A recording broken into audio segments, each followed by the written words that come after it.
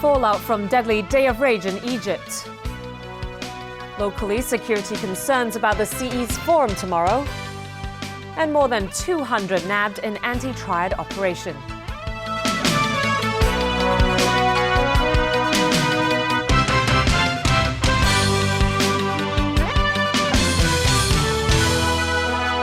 Hello and a very good evening. Supporters of Egypt's ousted president have promised to defy a state of emergency with more protests later today.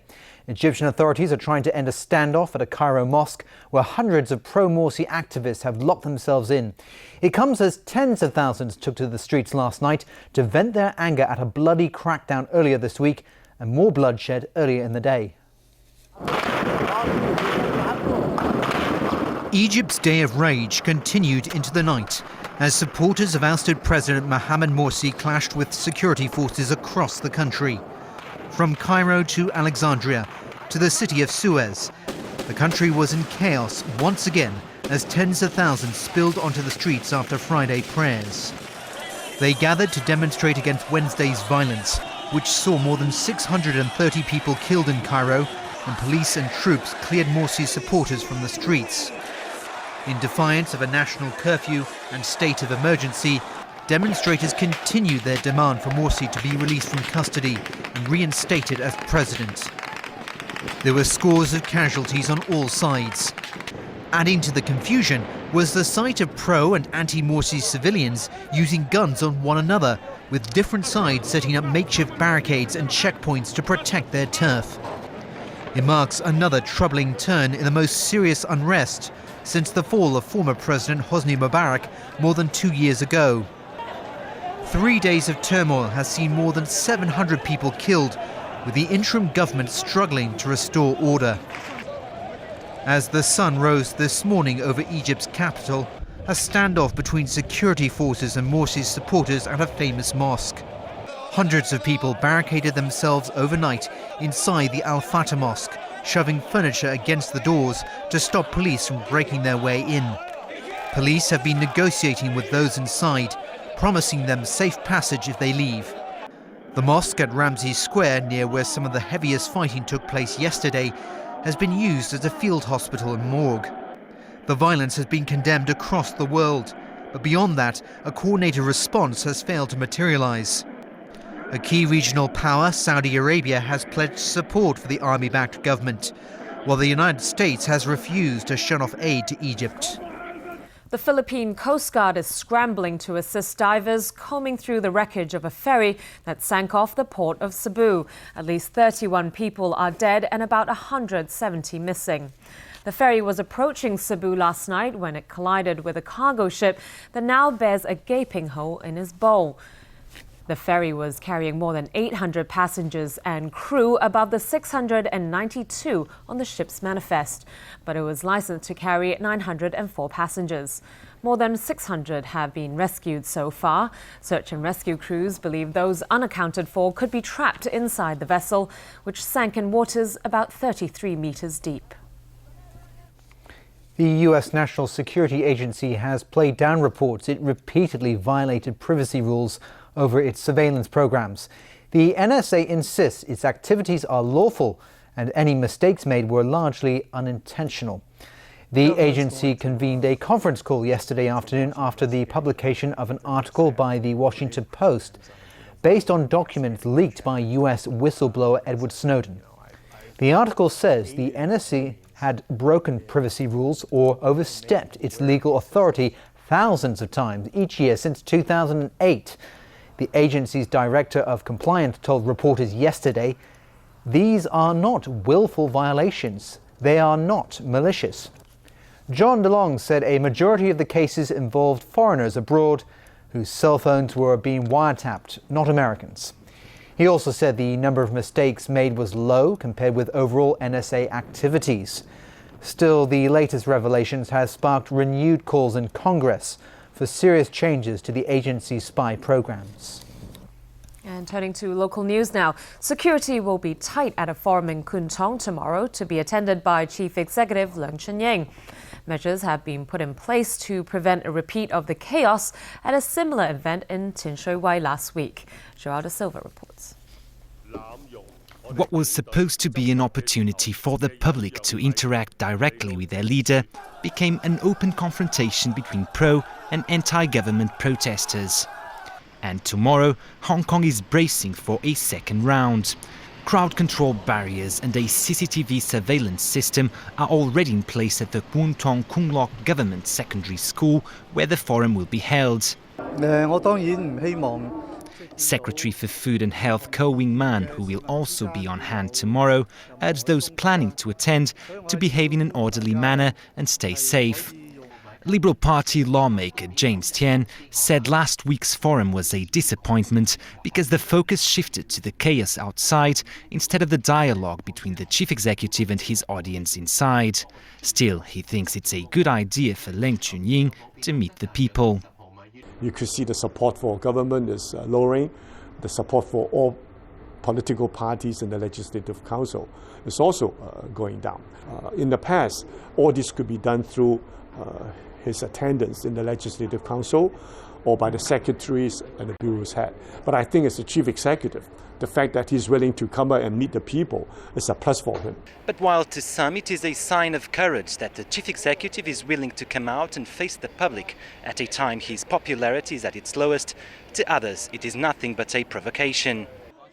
A group of protesters rallied at Government House today, demanding that he step down. They also voiced concerns about allegations people with triad links were mobilized to attend last week's forum. The chief executive's office has dismissed these claims as groundless and untrue. And critics have already spoken out against tomorrow's session. It is very difficult to imagine how, with the presence of about 400 policemen, any demonstrator can be there and be heard and seen. So the chief executive has to ask himself what he wants to achieve by arranging this forum. Is he providing yet another opportunity for people to go into conflict with each other so that Hong Kong would be even more divided? Joao da Silva, TVB News. A 13-year-old boy was among 207 people arrested in an anti-triad operation in Yuen Long.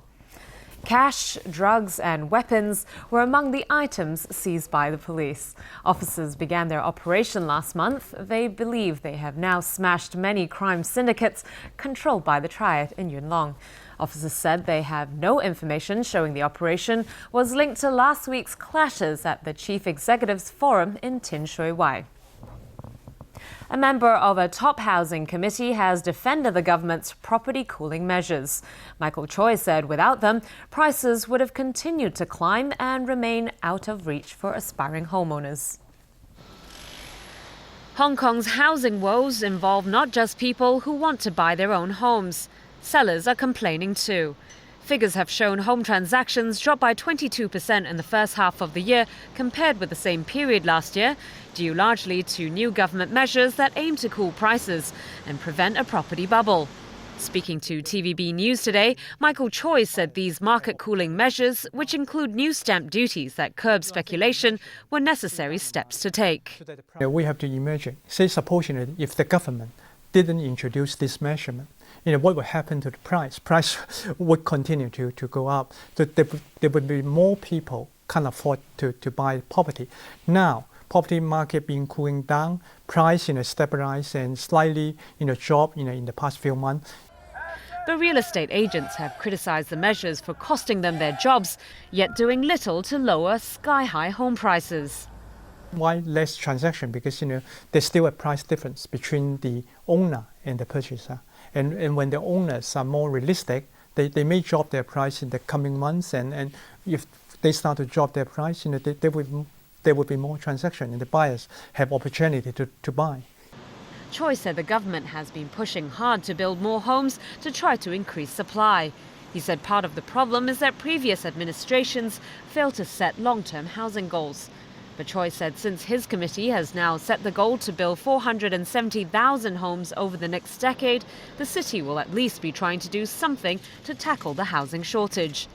And now all that's needed is more land.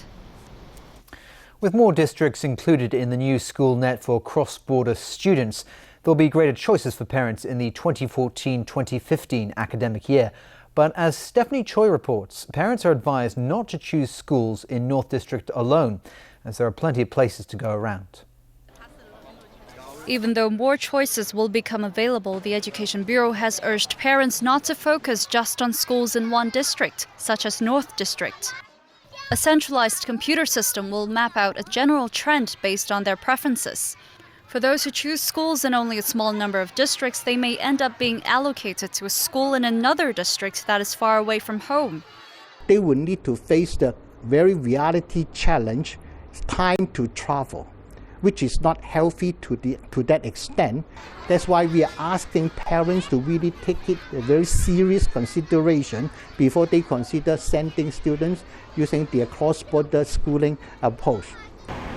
Those who insist on making arduous journeys for education will be relieved to know that the estimated 900 additional places in the new school net could increase further. And an appeal by the education chief to schools already with cross-border students, or CBS. They already have all the basic conditions and requirements met and experience already there in handling CBS to participate, to come forward, to join the scheme as well. They will be able to provide a lot more school places in a more evenly distributed manner for parents to choose. The Education Bureau has pledged to provide more support to parents as the scheme progresses. Under proposals unveiled earlier this week, cross-border students will be allowed access to 8 school districts instead of being confined to North District. Stephanie Choi, TVB News. And still ahead in the news tonight, another boost to local tourism.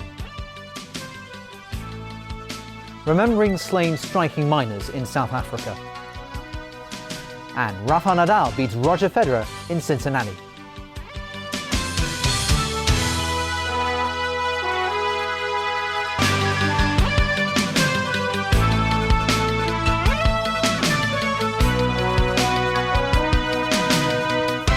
Welcome back.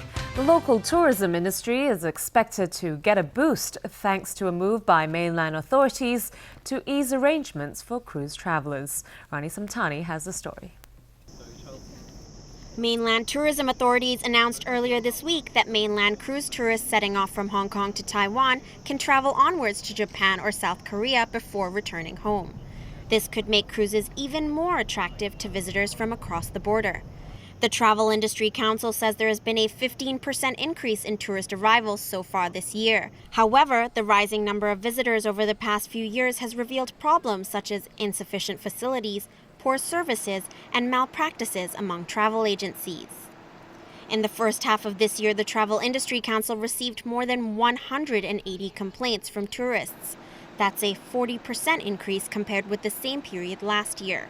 We look at it very seriously, and we are doing all possible measure to make sure that the complainant have received our prompt reply about what our action is. When we find out that the agent or the tour guide breach the code, we will take serious arrangement, and of course I think that we will pass the case to the compliance committee, and they will penalize the agent or the tour guide. A majority of the complaints received were related to hotel accommodation and tour guides, but Tung insists improvement has been made and that hotels have made an effort to improve facilities to try to accommodate more guests. There are no scheduled cruises going to Taiwan, Japan, or South Korea in the next 12 months, so the surge in mainland visitors isn't expected until later next year. But Tung said the travel industry has to be prepared for the influx of tourists as Hong Kong establishes itself as a new home port. Rani Samtani, TVB News. Residents have started to move into the first public housing estate, which is being built as part of the Kai Tak development scheme. But some have complained that not all community services and facilities are ready for use. Vicky Kong has the story. Kai Tak is marking a new phase in its redevelopment, more than a decade after the old airport there closed. The new Kaiqing estate has more than 5,000 units, with 20% of them getting a view of Victoria Harbour. There are environmentally friendly aspects to the design. Energy-saving lights installed at corridors will only brighten up when people pass by. An automatic switch-off system is also in place to prevent idle light usage. But outside, playgrounds for children are still being built, and plastic wrappings still cover fitness facilities. Some elderly residents say they find it difficult to shop. This woman says she often gets lost while shopping. She says all she needs is somewhere to go buy groceries. Those who moved in a rush complained that apartments are not furnished. This woman said her previous landlord sold her old flat to developers, so she had to move into the new estate. Meanwhile, the chairman of the Federation of Public Housing Estates thinks the government should provide residents with temporary markets. Wong Kun thinks markets can be set up at empty spaces in nearby shopping malls administered by the Housing Authority. But the authority said businesses can only set up shop once all work at those malls is finished.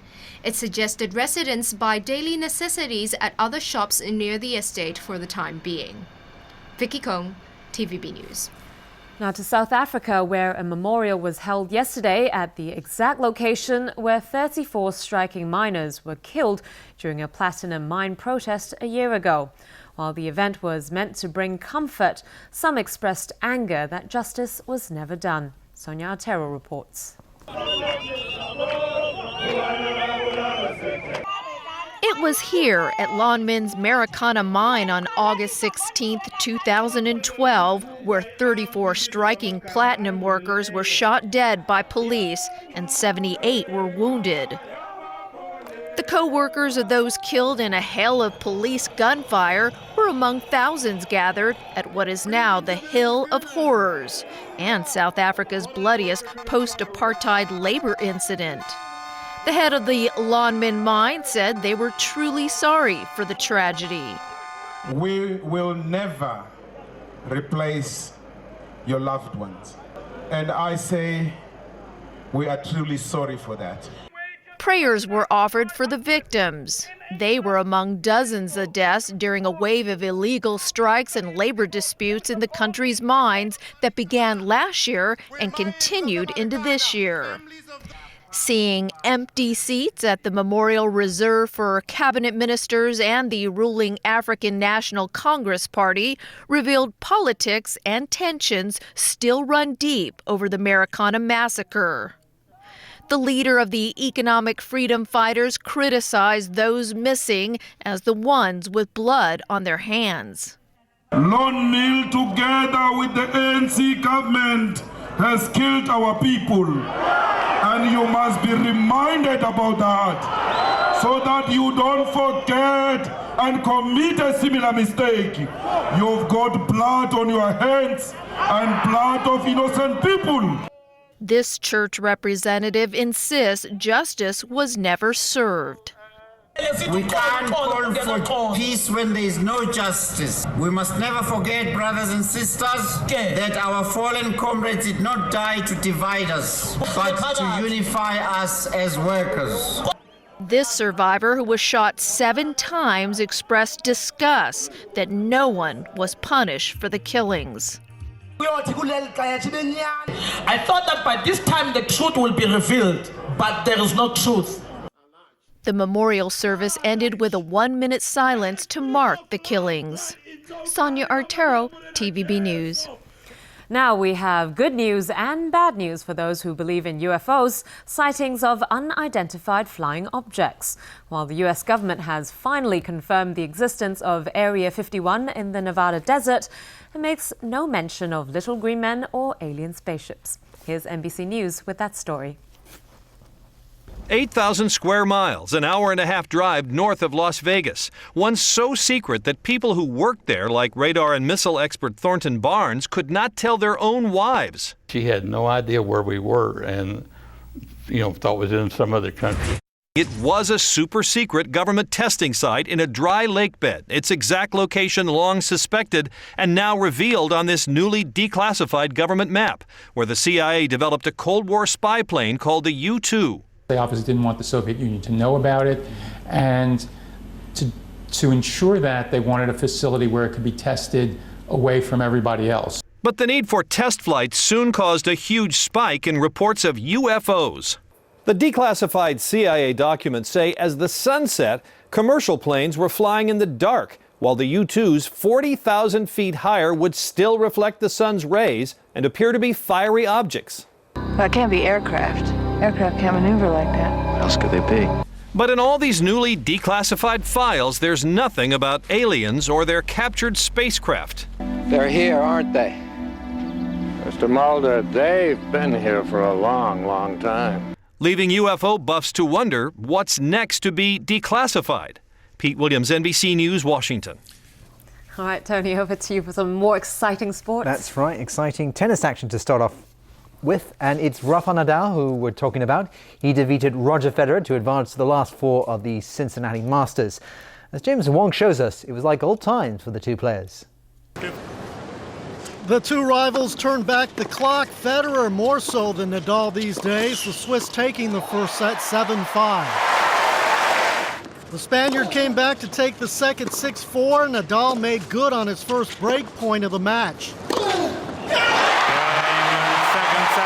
Another break of serve early in the third, and Nadal went on to win 5-7, 6-4, and 6-3. He improved his record against Federer to 21 wins and 10 losses. Nadal will next play Tomas Berdych for a place in the final. The Czech upset Britain's Andy Murray in straight sets, 6-3, 6-4. While world number one and top seed Novak Djokovic fell in 3 sets to big serving American John Isner, 7-6, 3-6, and 7-5. He'll play Juan Martín del Potro in the other semifinal. Jameson Wong, TVB News. On to athletics now. Britain's Mo Farah made history at the World Championships in Russia last night. Farah held off a trio of challengers to win the 5,000 metres race and complete the long-distance double in Moscow. Last week, the 30-year-old came in first in the 10,000 metres. Farah, a Somali-born Brit, became only the second man to simultaneously hold both the 5,000 and 10,000 metre titles in the Olympics and the World Championships.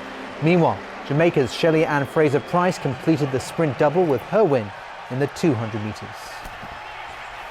And that's the news for tonight. Thanks for watching. Good night.